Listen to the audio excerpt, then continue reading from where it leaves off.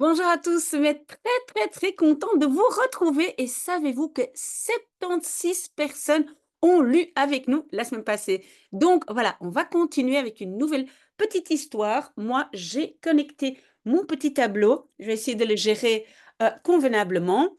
J'agrandis un peu et donc le titre d'aujourd'hui, à nouveau 2 petites pages, c'est Eerste aardbeien.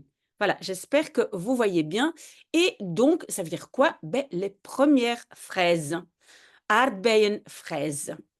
OK, et donc c'est le pluriel, ça veut dire que ça, c'est donc la partie pour le pluriel. Aardbei, c'est une fraise et aardbeien, c'est le pluriel. Les premières fraises.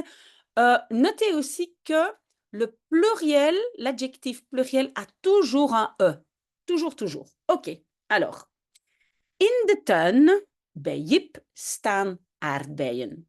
Donc, dans le jardin, chez Jip, en fait, ça c'est une phrase, enfin une partie, pardon, dans le jardin. Chez Jip, oui, le bij, on l'utilise beaucoup en néerlandais, donc c'est un mot important.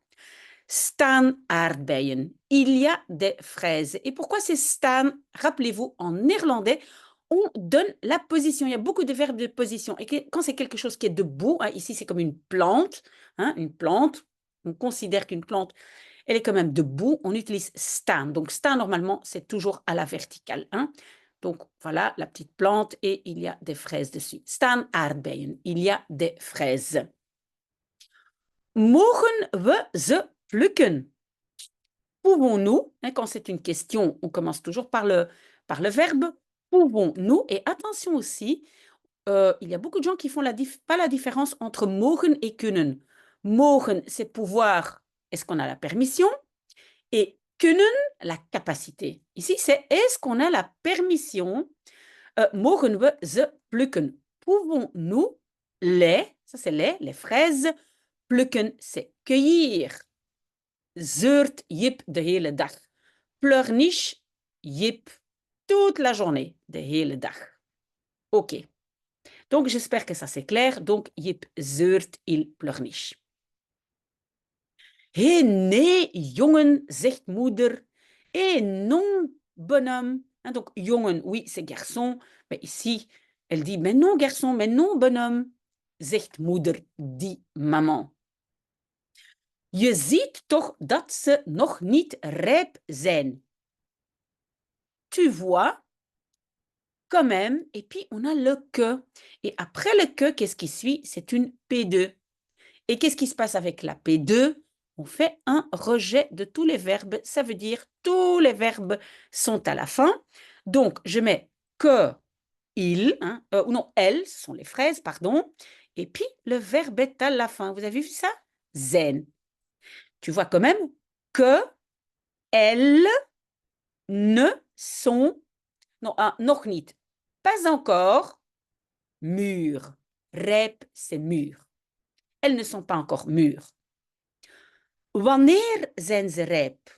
Quand sont-ils, ou elles, ici les fraises, pardon, en néerlandais on ne fait pas la différence. Hein. Quand sont-elles mûres?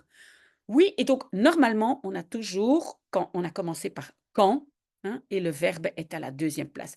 Quand sont-elles mûres? Oui, donc sauf quand on pose une question comme en français, pouvons-nous, hein, quand c'est une question qui commence par un verbe, c'est qu'en français, mogen we, pouvons-nous. Hein, d'accord? Verbe sujet. Mais ici, quand sont-elles mûres? Alors, j'ai quand et le verbe est à la deuxième place. Qu'est-ce que la maman répond? Als ze rood zijn, zegt moeder. Quand, hein, als, c'est si ou quand, si elles sont rouges. Ah, vous avez vu, als introduit aussi une P2. Peut-être que ce n'est pas une mauvaise idée de faire une liste des mots qui peuvent introduire la P2. On avait déjà dat, hein, que, et maintenant on a als, et donc on a un rejet. Le verbe zijn est à la fin, évidemment à la fin du morceau, hein, pas de la phrase complète. Donc, quand elles sont rouges, et on a le verbe à la fin. Donc, quand elles sont rouges, wanneer, non, pardon, quand elles sont rouges, et donc rood c'est rouge, pardon, dit maman. OK. Jip en Janneke gaan iedere ochtend kijken. Donc, Jip et Janneke, c'est le sujet, puis le verbe à la deuxième place, vont, mais le deuxième verbe, donc, est à la fin. Rappelez-vous, dans la P1, donc une phrase normale, on va dire une phrase principale, j'ai un verbe devant, juste après le sujet, et un verbe derrière. Donc, ils vont regarder, ze gaan kijken, iedere ochtend, chaque matin. Ochtend, on peut aussi dire morgen, hein, c'est un synonyme. Voilà, donc on peut dire iedere morgen ou iedere ochtend. Voilà, j'ai effacé mon petit tableau et maintenant je scrolle pour la deuxième partie. Oui, je peux tout mettre dessus. OK, donc ils vont regarder chaque matin. En iedere middag ook. Et chaque midi aussi. Et donc, en fait, oui, c'est vrai, on a plusieurs mots pour dire chaque. Ici, c'est iedere, iedere. Mais vous avez raison, parfois, vous voyez aussi elke. C'est la même chose, chaque. Ze vinden dat het veel te lang duurt. Donc, ils trouvent que, attention, que c'était quoi? Je le marque ici, P2. Ça veut dire quoi? Après le date, je mets le sujet et tous les verbes à la fin. Ça s'appelle le rejet. Donc, que, cela, ça c'est le sujet. Dure, c'est le verbe qui est à la fin. Veel te lang, beaucoup trop longtemps. Hein, vous avez vu, après date, je fais un rejet. Ou ici, rejet. OK? De aardbeidjes zijn wel een klein beetje rood. Les petites fraises, oui, en néerlandais, on peut rajouter un pieu, un tieu, un ye, et ce sont les petits, et alors c'est le S qui est le pluriel. Donc, les petites fraises sont bien un tout petit peu, un klein beetje, un tout petit peu rouge. Maar nog lang niet helemaal. Mais encore, toujours, pas tout à fait. Nog lang niet, lang, toujours, mais lang, c'est toujours long dans le temps. On peut traduire, mais encore, toujours, pas tout à fait. Donc, les petites fraises ne sont pas encore tout à fait rouges. Ze worden nooit rijp, zegt Jip boos. Elles, donc les fraises, ne deviennent jamais. Oui, normalement, on a on a double O, donc ça, c'est de trop, mais c'est pour dire jamais, nooit. Elles ne deviennent jamais rijp, mûres, dit Jip. Fâché. Boos, c'est fâché. Dat komt, zegt moeder, omdat jullie veel te veel gaan kijken. Donc, alors, on a la construction et ça va revenir. Dat komt omdat. Dat komt omdat, en néerlandais, ça veut dire c'est à cause du fait que. Hein? Oui, parce que textuellement, il y a marqué ça vient parce que, mais on va traduire en français c'est parce que. OK? En néerlandais, komt parce que ça veut dire c'est à cause de. Donc, c'est, dit maman, parce que, et attention, parce que introduit aussi une P2 et on a un rejet. Donc, est-ce que vous avez bien fait la liste des verbes des mots qui introduisent la P2?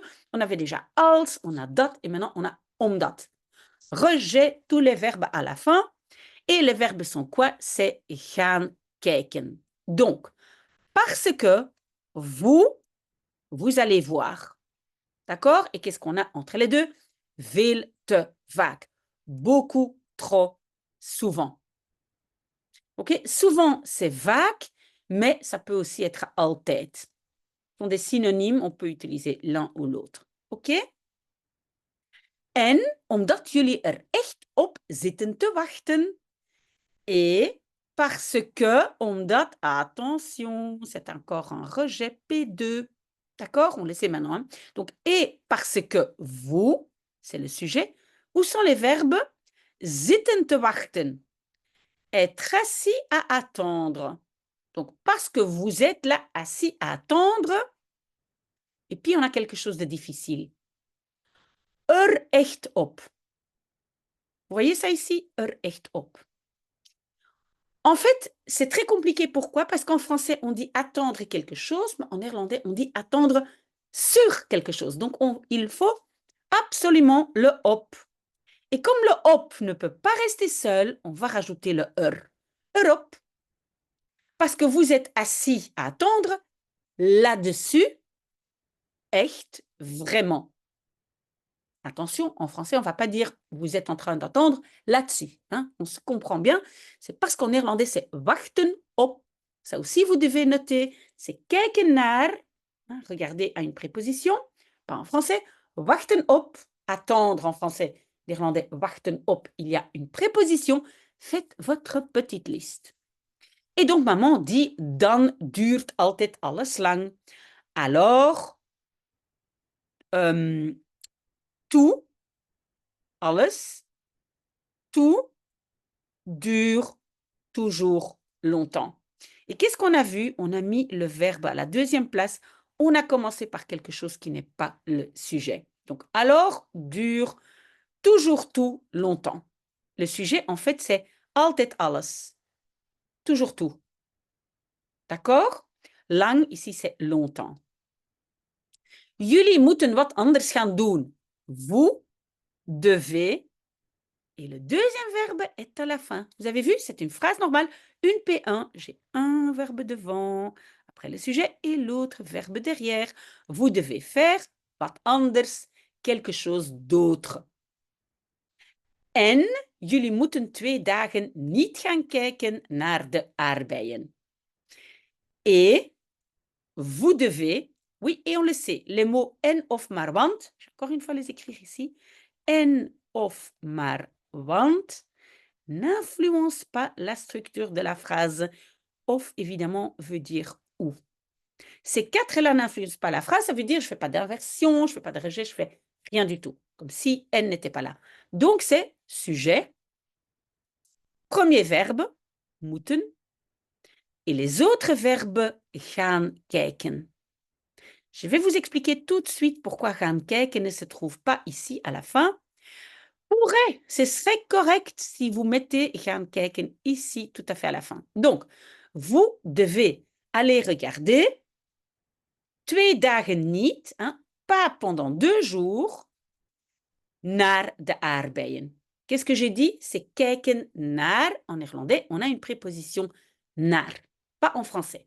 En français, on va dire regarder les fraises. En néerlandais, on va dire regarder vers les fraises. Alors, il y a une règle, écoutez bien, et vous pouvez oublier cette règle, mais je vais quand même vous la dire.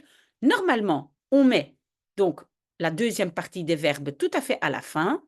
Ça serait ici, hein, on peut le mettre là. Mais on peut sortir une partie de la phrase qui commence par une préposition. On peut. Si vous voulez oublier cette règle, c'est très bien. Vous mettez gaan kijken à la fin. Et dans ce cas-là, on aurait la phrase en jullie moeten 2 dagen niet naar de aardbeien gaan kijken. OK? Donc, c'est plus facile. Vous mettez la deuxième partie du groupe verbal à la fin. Gaat het dan vlugger? Vraagt Janneke. Gaat het? Donc, une question. On dit va cela alors plus vite? Demande Janneke. Elle veut dire, est-ce que les fraises mûrissent plus vite? Donc, va cela alors plus vite? Ça va alors plus vite? Demande Janneke. Et maman dit, dan gaat het vlugger, zegt moeder. Alors, et on voit, on n'a pas commencé par le sujet, donc inversion. On n'a pas dit het gaat, mais gaat het. Ça, c'est le sujet. Alors, cela va plus vite, dit maman. Goed, zegt Jip. Bien, dit Jip. Dat doen we dan. Ça, nous faisons. Alors, et qu'est-ce qu'on a vu? On a à nouveau vu une inversion parce qu'ici, on a commencé par dat. Nous faisons cela alors. Si on ne commence pas par le verbe principal, on fait le sujet principal, on fait une inversion. D'accord? OK, on va vers la deuxième page, à voir si je la trouve. On va essayer de... Voilà. Voilà, ici est la deuxième page, mais on va d'abord regarder un peu le dessin. Vous voyez ici Jip et Janneke dans le jardin, et voilà, ils ont beaucoup de fraises. OK. Et donc, la maman a dit, n'allez pas regarder tout le temps. et on fait cette partie-ci. OK. Oui, mon petit tableau. Parfait, on y est. En ze gaan paardebloemen plukken. Et ils vont plukken, cueillir des... Et paardebloemen sont des pissenlits. En néerlandais, ce sont des fleurs de cheval. Qu'est-ce que vous avez vu? On a commencé par N. N n'influence pas la structure. Donc, j'ai le sujet ici, ze. Donc, il y en a que. Le premier verbe et le deuxième verbe à la fin. Ils vont cueillir entre les deux paardebloemen, des pissenlits. En ze maken van de paardebloemen een ketting. Et, vous savez, non, en n'influence pas la phrase. Ils font des pissenlits une chaîne. Un collier, on peut dire. Hein? Mais ici, c'est marqué une chaîne, mais c'est un collier. On peut dire aussi, en ze maken een ketting van de paardebloemen, un collier de pissenlits. En ze gaan de viooltjes begieten in de tuin. Et ils vont, premier verbe. Deuxième verbe ici, begieten, c'est arroser. Oui, il y a quelque chose après parce que j'ai une préposition. Mais begieten aurait pu se trouver ici. D'accord? Un verbe devant, un derrière. Donc, ils vont arroser de viooltjes à viooltjes. Ce ne sont pas des petits violons, ce sont en fait des pensées. Les pensées en néerlandais, ça s'appelle viooltjes. Donc, ils vont arroser les pensées in de tuin, dans le jardin. OK, j'ai pu sortir in de tuin de la construction, un verbe devant, un derrière, parce que ça commence par une préposition. En de volgende dag gaan ze op de wei spelen bij boer Jansen. Et de volgende dag, le jour suivant, je n'ai pas commencé par le sujet ze, donc inversion. Gaan ze, ils vont. Ça, c'est le premier verbe. Et le deuxième verbe, il n'est pas tout à fait à la fin parce que j'ai une partie de la phrase avec une préposition. Donc, ils vont jouer op de wei, sur la prairie, peut-être en français, dans la prairie, chez fermier Jansen. Chez le fermier qui s'appelle Monsieur Jansen. OK? J'espère que vous avez compris. Sinon, posez-moi des questions. En dan weer de volgende dag, zegt moeder. Et puis, à nouveau, le jour suivant, zegt moeder, maman dit, oui, on a fait une inversion parce qu'on n'a pas commencé par moeder qui est ici le sujet. Donc, le jour d'après, maman, elle dit, hoe zou het toch met de arbeidjes zijn? Comment het, cela. Et maintenant, j'ai un conditionnel zou zijn. Comment ça serait, c'est zou zijn, un morceau du verbe devant, un derrière. Oui, en néerlandais, le conditionnel est deux mots, en français, un mot. J'admets, c'est un peu compliqué, mais c'est comme ça. Donc, comment ce serait quand même avec les petites fraises? Oui, en néerlandais, on dit comment ça va avec, comment ce serait avec. En français, on va dire comment iraient les petites fraises. D'accord? C'est la façon de dire en néerlandais. De arbeidjes, hield Jip. Les petites fraises, crie Jip. Kom mee, Janneke. Viens avec, Janneke. Ze hadden de aardbeien helemaal vergeten. Ils avaient oublié, un verbe devant, un derrière, les fraises complètement. D'accord? S'il y a quelque chose que vous ne comprenez pas dans la construction, dites-le moi et je vous explique. Donc, vous m'envoyez ici en dessous de la vidéo. Nu rennen ze de tuin in. Maintenant, j'ai commencé par maintenant et pas par le sujet, donc inversion. Pas ze rennen, mais rennen ze. Ils courent. Oui, ça aurait pu être lopen, c'est la même chose. Rennen, lopen, c'est la même chose. Ils courent dans le jardin. Oui, donc au lieu de dire in de tuin, on dit de tuin in. On peut aussi dire in de tuin. À ce stade, je ne vais pas expliquer pourquoi, mais on peut aussi, dans certains cas, mettre la préposition à la fin. c'est plutôt quand ça a une direction, mais voilà. Retenez simplement, ici, on aurait pu écrire in de tuin. En Jip komt terug met een handvol. Et Jip, sujet, komt terug, revient. Alors oui, c'est terugkomen. Je mets le verbe devant et la particule derrière. Hein, si je n'ai rien d'autre, je décolle la particule et je la mets à la fin. Parce qu'en néerlandais, je veux toujours 2 morceaux de verbe. Mais qu'est-ce qui peut sortir de cette construction? Un verbe devant et un morceau derrière, quelque chose avec une préposition. Et donc ici, j'ai mettre un handful avec une poignée. Un handful, donc c'est une main pleine. En français, on dit une poignée. Donc, Jip revient avec une poignée.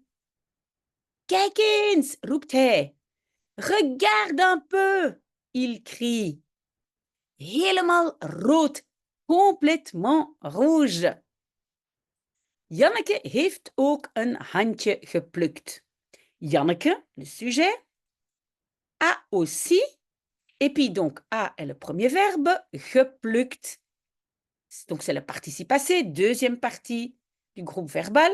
Janneke a cueilli, tout le reste entre les deux verbes, ook een handje, aussi une petite main, mais en fait ça veut dire aussi une petite poignée. D'accord? S'il y a des choses que vous ne comprenez pas, dites-le moi. Ok, je pense que maintenant on va vers notre dernier morceau. Voilà. On n'a plus tellement à faire. Donc, mooi, joli, hein? Zegt ze opgewonden. Dit-elle opgewonden, surexcité, pardon, enthousiaste. Hein? Ah, très, très enthousiaste, surexcité, dit-elle. Ok? Wat is dat vlug gegaan, hé moeder? Qu'est-ce que... Et donc, what ici, ce n'est pas quoi, mais c'est un peu, mais qu'est-ce que cela is gegaan, est allé rapidement. Et maman? Donc, le what, c'est mais qu'est-ce que, et donc, comme je n'ai pas commencé par le sujet c'est dat, hein, cela est allé. Donc, j'ai fait ici une inversion. Is dat ou is het, et l'autre morceau du verbe à la fin. Qu'est-ce que cela a été vite, hein? Maman, dat komt omdat. Et on avait déjà eu cette construction, hein, dat komt omdat. C'est parce que, mais en néerlandais, on va dire, ça arrive parce que. Mais c'est parce que, ah, on a omdat. Omdat introduit la P2. Et qu'est-ce que je vais faire? Un rejet. Ça veut dire tous les verbes à la fin. Où sont les verbes? Ah ben voilà, gekeken hebt. 2 verbes à la fin. Parce que tu niet meer, ne plus. Donc, à regarder, et puis il y a naar. Et qu'est-ce que je vous ai vu qu'est-ce que je vous ai dit avant? En français, on va dire parce que tu ne les as pas regardés. Mais en néerlandais, c'est regarder vers quelque chose. Donc, en néerlandais, on va regarder, c'est parce que tu nies. Le i, c'est naar, vers cela. Tu n'y as plus regardé. D'accord? Ok, tous les verbes sont à la fin. Vous allez me poser les questions. Est-ce que je ne peux pas dire hebt gekeken au lieu de gekeken hebt? Oui. Et même, vous pouvez le faire, c'est plus facile. Donc, on laisse les verbes qui ont été rejetés dans l'ordre normal. Donc, omdat je niet meer naar hebt gekeken, dit maman. Ok? En, omdat, parce que, à nouveau, les verbes vont être à la fin. Hebt zitten wachten. Tu as été assis à attendre. Maman dit ça à Jip. Donc, omdat je, donc omdat puis le sujet, les verbes à la fin, et puis c'est erop, hein, wachten op, donc là-dessus, parce que tu n'as pas été assis à attendre erop, là-dessus. Donc, attention avec les verbes et faites la liste. Wachten op, kijken naar, etc. Il y a des verbes qui ont une préposition en néerlandais et pas en français. Maar, aha, maar, avec N of maar, want ça n'influence pas la structure de la phrase. Donc, avec maar, il n'y a rien du tout. Je n'ai pas d'inversion, pas de rejet. Donc, je mag, tu peux. Mais tu peux. Et puis, l'autre verbe à la fin, donc un verbe devant, l'autre derrière. Dopen, dopen, c'est plonger. Tu ne peux pas les plonger. Donc, les, c'est ici. Ne pas est là, tu ne peux pas les plonger in de suikerpot, dans le pot à sucre, dans le sucrier. Parce que les enfants, ils mettent ça comme ça tout de suite dans le sucrier. Kinders. Oui, kinders, c'est un peu une ancienne version de kinderen. Moi, je dirais kinderen, les enfants.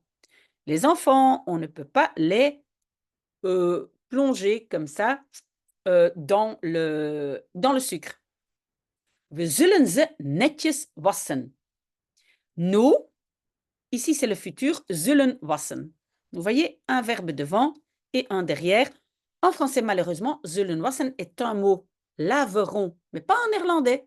Je mets un verbe devant, un derrière. Nous les laverons, ça c'est les, et netjes, c'est soigneusement.